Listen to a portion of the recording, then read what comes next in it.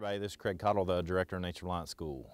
Took advantage of a 50-degree weather day here in Kentucky in December, which is rare, so I could get out in the woods. But I am going to talk about an urban preparedness tip, but I don't necessarily have to be in the city to do this one. So we're going to talk about the best place to be in a restaurant, movie, theater, and a number of places to deal with active shooters.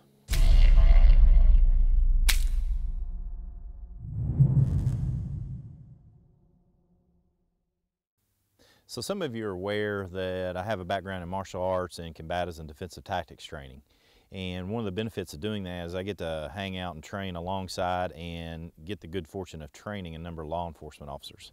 One of the things that doesn't get put out there a lot and enough is the statistical data on crime statistics, okay? So one of the best places to go is to FBI.gov, and you'll see basically the statistics on how people are actually attacked and any number of things that relate to physical assault. Now, all I'm looking at today is what happens with an active shooter.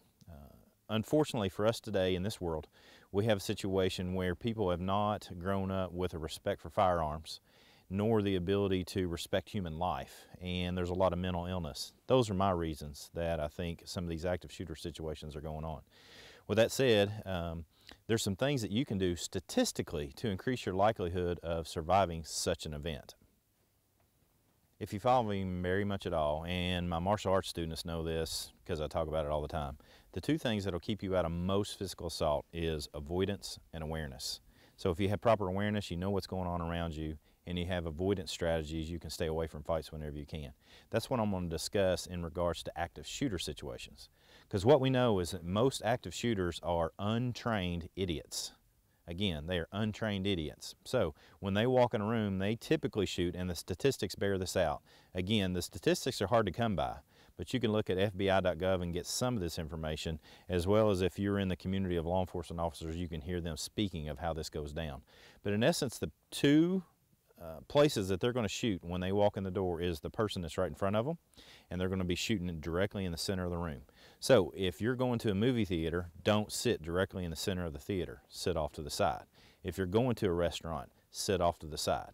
So I have some video and some pictures here to illustrate these points, so watch those. So in this first shot, what I want you to notice is that we've walked into a donut and coffee shop where there's very few people around, and I did that on purpose because I didn't want to bring a lot of attention to myself. The first gentleman you see in the picture is the first person I would have made contact with had I been an active shooter and walked in the door that I walked into. This gentleman never knew that I was there. I walked up directly behind him, and he still had no idea I was there. So simply put, if I had been an active shooter and he had a little bit more awareness, basically meaning he knows who's coming in and out of the doors, he would have been more prepared to be able to do something rather than do nothing at all. Imagine, you will, that I am taking the picture and I am taking it from the viewpoint of someone who could be an active shooter. When I walk in the door here, I'm standing directly inside the door. The two men that are in front of me at the table that has the W upon it, they would be the first people that I would see because they are in the center of the room. You can see the family off to the right. They would probably come later in an engagement, but because of active shooters, again, statistically going for the center of the room, the two people that are directly underneath the table with the W on it would be the most at risk. All right, so I hope those proved to be helpful to you. Again, it can be a real technical situation for somebody in law enforcement community, but those of us who are average ordinary citizens, in essence, all I want you to get out of this is don't sit in the center of the room.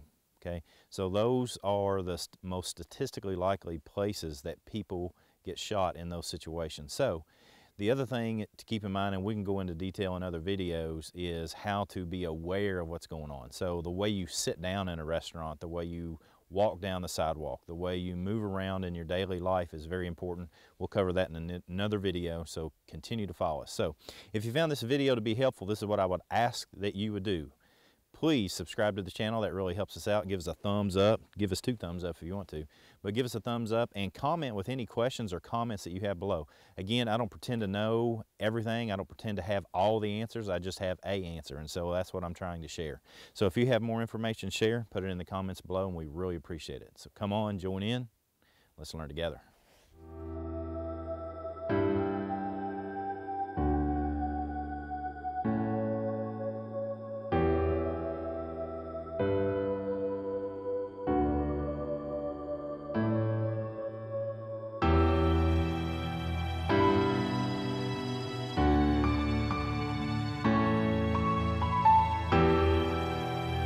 you.